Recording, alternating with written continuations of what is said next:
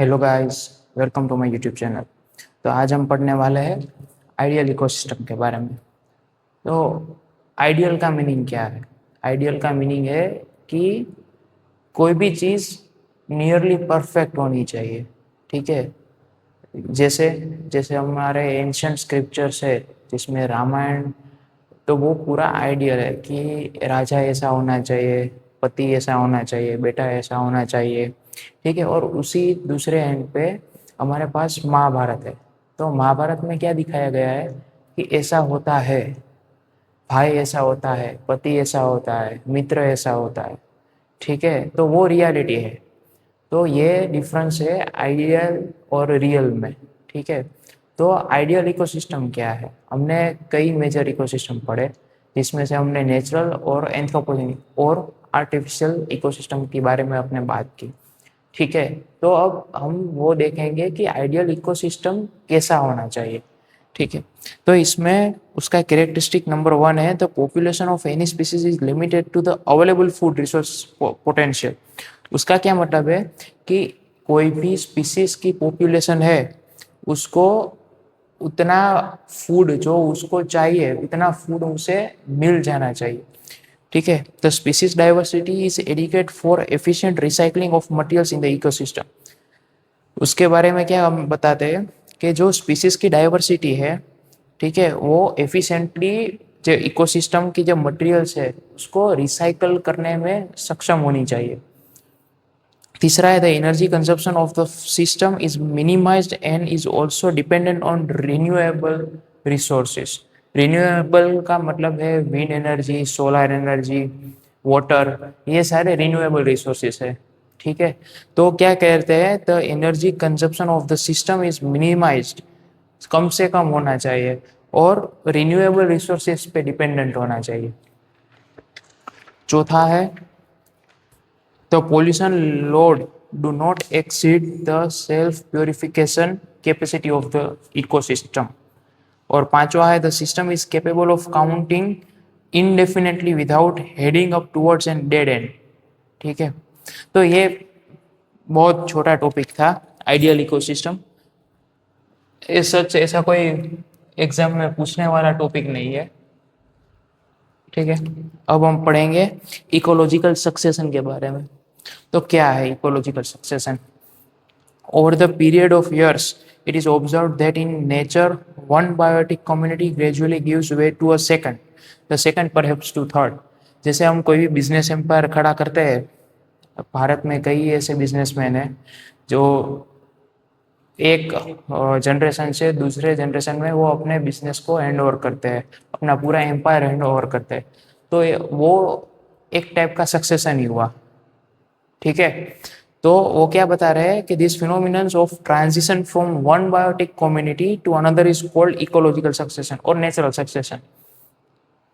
Ecological succession occur because the physical environment may be gradually modified by the growth of the biotic community itself, such that the area become more favorable to another group of species and less favorable to the present occupants। तो इसमें तीन type के succession होते हैं, primary succession, secondary succession and तीसरा है aquatic succession. ऊपर वाले से अलग है, वो एक्वेटिक मतलब वाटर के अंदर होता है। Primary succession, if the area has not been occupied previously, the process of initial invasion and then the progression from one biotic community to the next is termed as primary succession। क्या मतलब है? अगर पूरा Rocky ecosystem है, ठीक है, तो उसके अंदर सारे बेर रॉक रहते हैं, और उसके अंदर जो फॉरेस्ट इकोसिस्टम बाद में कोई स्पीशीज आके इन्वेड करती है और वहाँ से जो अपना पूरा इकोसिस्टम खड़ा करती है, ठीक है, तो उसको हम प्राइमरी सक्सेशन बोलेंगे।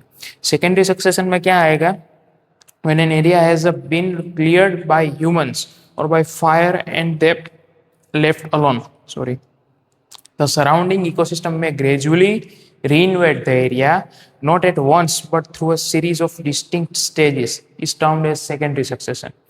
The main difference between primary succession and secondary succession is that secondary succession starts with the pre-existing soil substrate and the soil building stage is bypassed। उसमें क्या होगा, प्राइमरी सक्सेशन का डिफरेंस क्या है कि उसमें rock में से पूरा सोइल का लेयर बनेगा, बाद में उसके ऊपर पूरा इकोसिस्टम खड़ा होगा, तो उसको हम प्राइमरी सक्सेशन बोलते हैं।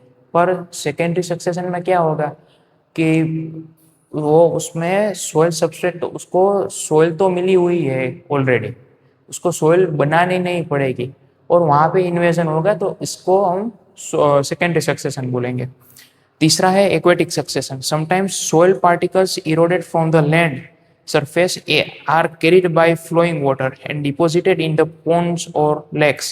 The ponds and lakes are gradually filled and taken over by the surrounding terrestrial ecosystem. The shoreline gradually advances towards the center of the lake until finally the lake disappears. This is referred as aquatic ecosystem. जैसे कि मान लीजिए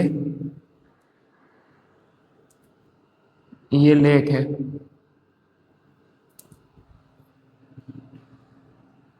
यहाँ पे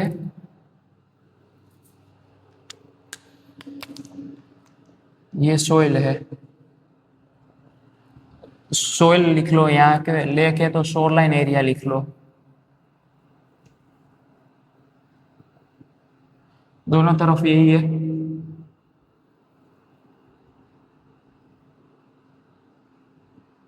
अब क्या आएगा, जब कई बार तूफान आता है या पवन बहुत स्पीड से निकलता है ना, तो कई बार अपर लेयर ऑफ सोइल को वो इरोड करता है और उसके छोटे छोटे पार्टिकल्स उड़ के पानी के साथ, हवा के साथ पानी में धीरे धीरे धीरे धीरे सेटल डाउन होते हैं। और ऐसे ओवर प्रोलॉन्ग टाइम, ऐसा नहीं है कि वो पूरा एक ही दिन में हो जाएगा, उसमें कई साल लगते हैं, कई महीने लगते हैं। ये पूरा सोइल पार्टिकल से एक टाइम पे पूरा पूरा भर जाएगा, ठीक है। तो यहाँ पे बाद में क्या होगा, पानी रहेगा ही नहीं, ये पूरा का पूरा एक मैदानी हो जाएगा, तो इसे हम एक्वेटिक सक्सेशन कहेंगे, ठीक है। तो ये पूरा हमने इकोलॉजी के अंदर हमने सारे टॉपिक कवर कर लिए हैं, सिवाय एक टॉपिक के, बायोजियोकेमिकल साइकिल्स। अगली वीडियो से मैं बायोजियोकेमिकल साइकिल्स लेने वाला हूँ, और उसके अंदर मैं nitrogen cycle, carbon cycle, hydrological और वाटर साइकिल, फॉस्फोरस साइकिल और ऑक्सीजन साइकिल, ये सारी साइकिल्स मैं कवर करूँगा। तब तक के लिए देखते रहिए ऐसी इंफॉर्मेटिव वीडियोस के लिए। तब तक के लिए थैंक यू, जय हिंद।